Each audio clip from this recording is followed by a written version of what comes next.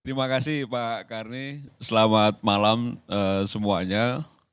Tadi di pengantar Pak Karni menyampaikan sepak terjang Deddy Mulyadi di Jawa Barat yang rada-rada mirip katanya langkahnya dengan Pak Jokowi ketika dari wali kota masuk ke Jakarta, lalu jadi gubernur, lalu jadi presiden.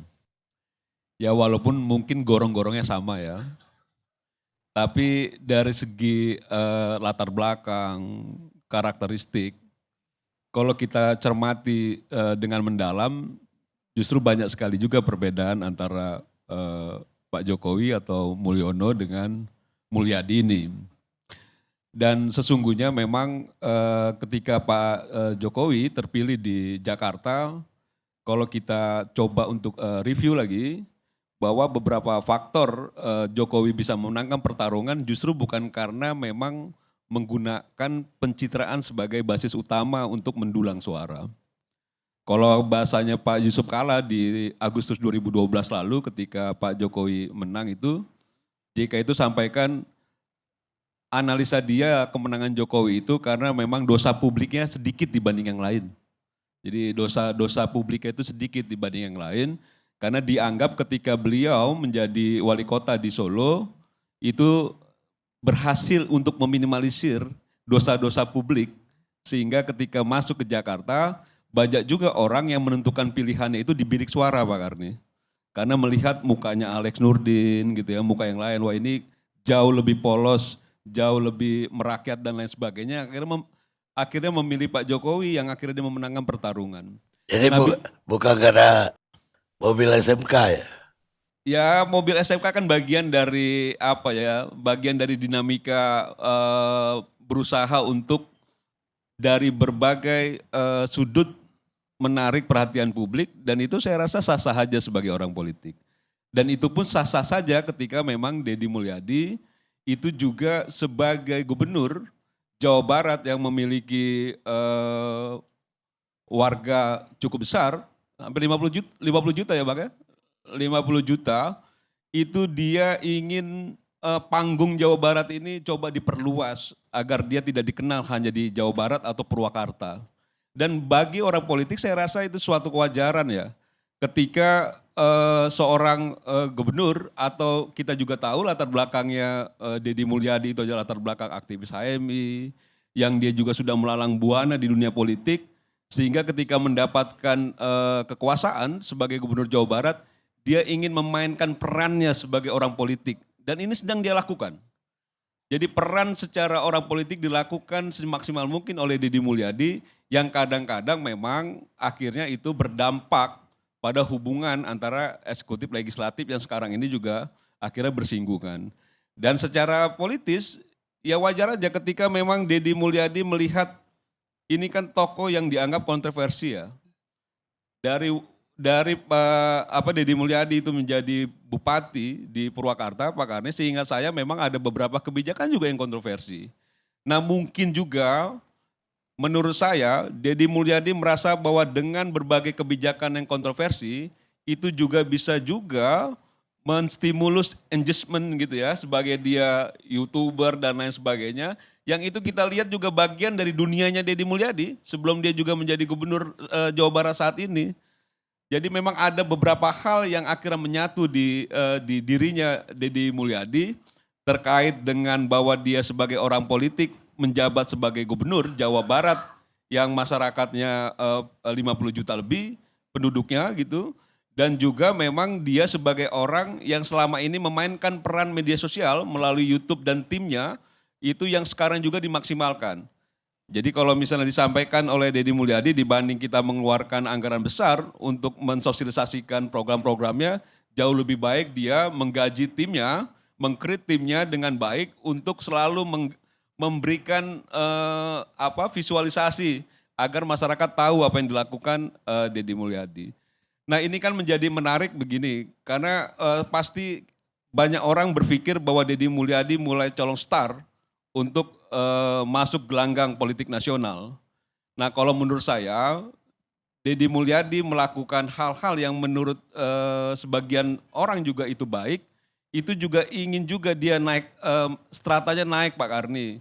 Jadi kalau masih kelasnya lokal selama ini Purwakarta, Jawa Barat, kan dia juga mau tuh masuk ke kelas tokoh politik nasional yang juga diperbincangkan seperti misalnya Sandiaga Uno diperbincangkan, dia bisa juga masuk sebagai RI1, RI2, Erick Thohir, Ridwan Kamil dahulu segala macam. Nah sekarang ini kan kayaknya tinggal satu langkah lagi nih, Deddy Mulyadi masuk gelanggang itu. Dan dia akan merebut panggung gelanggang politik nasional itu dengan apa yang dilakukan sekarang. Jadi kalau misalnya sekarang tidak hanya orang Jawa Barat yang bicara soal Deddy Mulyadi, dengan kebijakan kontroversinya dalam tanda kutip, sekarang orang Sumatera Barat sudah mulai bicara soal Deddy Mulyadi. Sekarang orang Sulawesi sudah mulai bicara soal Deddy Mulyadi. Orang Kalimantan dan lain sebagainya sudah bicara soal Deddy Mulyadi. Sehingga tingkatan popularitas Deddy Mulyadi akan merangkak naik. Dan secara politik itu saya anggap wajar-wajar saja. Siapapun yang berada dalam posisi politik seperti Deddy Mulyadi tentu akan menggunakan semua daya yang bisa diupayakan untuk bisa menarik perhatian publik dan juga coba untuk masuk kepada bagaimana publik bisa simpati dan melihat publik kita. Menurut saya ya dari zaman ke zaman selalu publik kita itu senang dengan sesuatu yang cukup fenomenal. Jadi kalau orang tidak berpikir ini siswa-siswa yang nakal ini dimasukkan ke barak sama dia. Mungkin saya juga waktu sekolah dulu bisa masuk ke barak berkali-kali ini saya saking nakalnya gitu ya. Cuman memang itulah karakter yang memang dimiliki oleh Deddy Mulyadi yang mungkin juga tidak dimiliki oleh tokoh politik lainnya. Nah bahwa memang akhirnya ini menjadi polemik, ada yang KPAI misalnya menyampaikan bahwa ini sebenarnya apa yang dilakukan oleh Deddy Mulyadi hanya sifatnya sementara untuk membangun karakter siswa-siswa nakal. Itu soal lain. Bahwa misalnya ada juga soal dinamika antara DPRD Jawa Barat dengan gubernurnya, itu soal lain. Tapi bahwa memang ada upaya Deddy Mulyadi untuk menaikkan strata politik dia sebagai tokoh politik nasional, ini yang rasa-rasanya bukan bahwa memang Pilpres di 2029 masih terlalu jauh.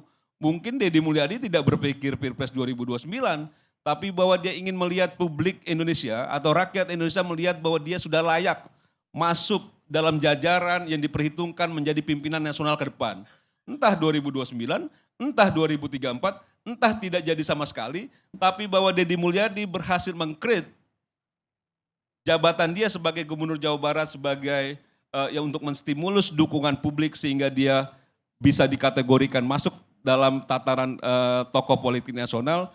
Saya rasa itu dilakukan oleh Deddy Mulyadi dengan sangat baik pada sekarang ini.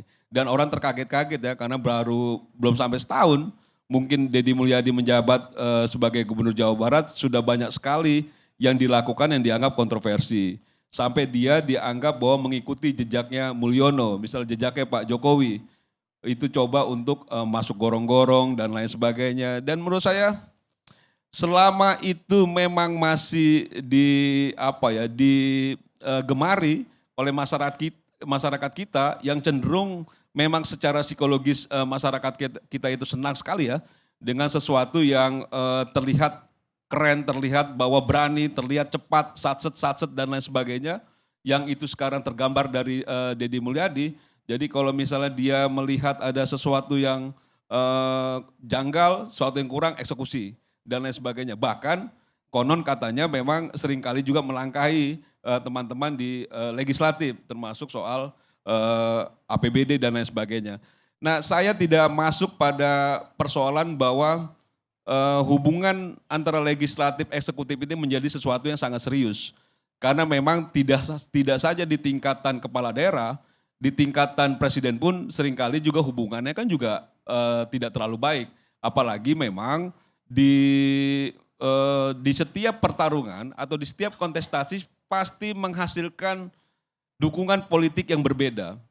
Jadi kalau misalnya teman-teman dari fraksi PDI Perjuangan itu melakukan walkout, melakukan kritik, ya harusnya memang itu yang dilakukan sebagai partai politik yang bukan bagian dari Deddy Mulyadi.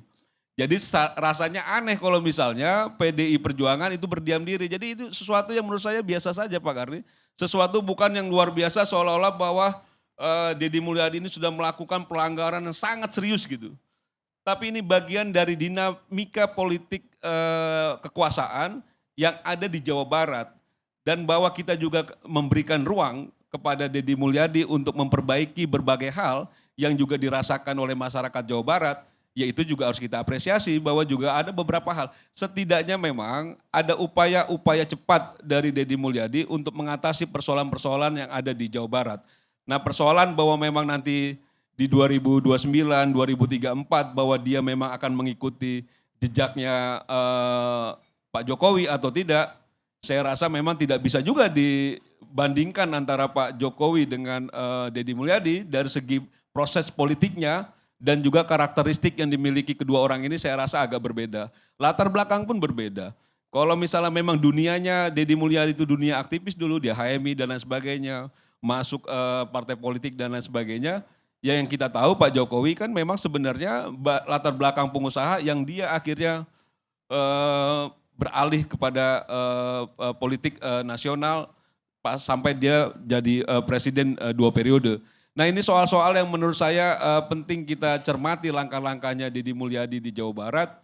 Bukan berarti juga dia coba untuk merebut politik nasional dalam waktu dekat, misalnya 2029, tapi dia coba untuk mengupgrade dirinya secara politik yang saya rasa sebagai orang politik itu sangat wajar dilakukan.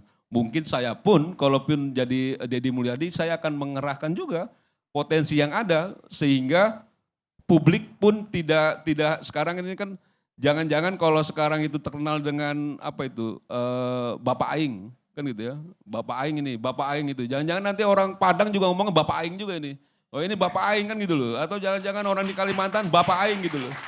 Nah ini kan soal-soal ya sebenarnya ya bagus-bagus saja secara politik. Nah kalau misalnya memang ada juga tokoh politik yang lain atau gubernur yang lain ingin mengambil perspektif lain dengan metode yang lain, ya silakan juga. Kan gitu loh. Ini kan orang seleranya juga beda-beda. Dan sekarang ini kita apapun yang dilakukan oleh tokoh politik kita selalu ada pro dan kontra Pak Karni. Jadi kalau misalnya sekarang dilakukan oleh Deddy Mulyadi juga ada pro dan kontra, saya masih anggap itu suatu kewajaran dalam dunia politik kekuasaan. Dan sampai saat ini saya tidak melihat kejanggalan yang terlalu serius yang dilakukan oleh Deddy Mulyadi. Jadi saya masih menganggap bahwa ini bagian dari cara Deddy Mulyadi bagaimana mengupgrade diri dia sebagai tokoh politik nasional. Saya rasa itu Pak Karim.